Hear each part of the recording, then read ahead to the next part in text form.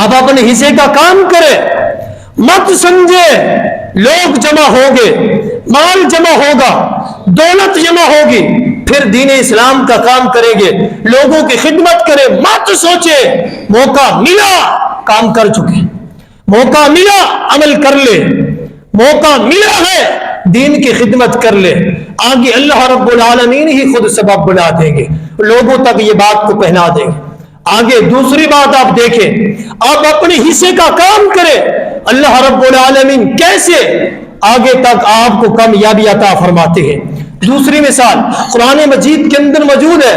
यूसुफ अलैहिस्सलातु वस्सलाम को पता था कि मुझे जुलेखा ने बुलाया है और मेरे पीछे जितने दरवाजे हैं सबको बंद कर दिया।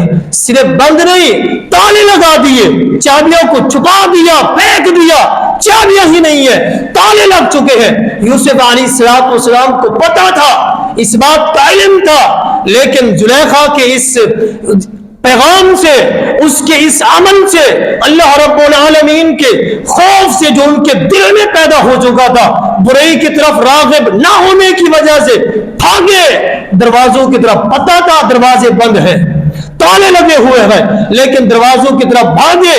कहा जा रहा है आप अपने हिस्से का काम करें, आपका काम ये है दरवाजे की तरफ भागे। अब दरवाजे को खोलना अल्लाह रब्बुल आलमीन का काम है। अब अपने हिस्से का काम करें। यूसुफ अलैहिस्सलाम भागे दरवाजों की तरफ। अल्लाह ताला ने कैसे दरवाजों को बिना सबब के खोल दिया है, और यूसुफ अलैहिस्सलाम आखिरी दरवाजे पे पहुंचे, अजीज मिस्र को बाहर मिले, अंदर ही नहीं बाहर मिले।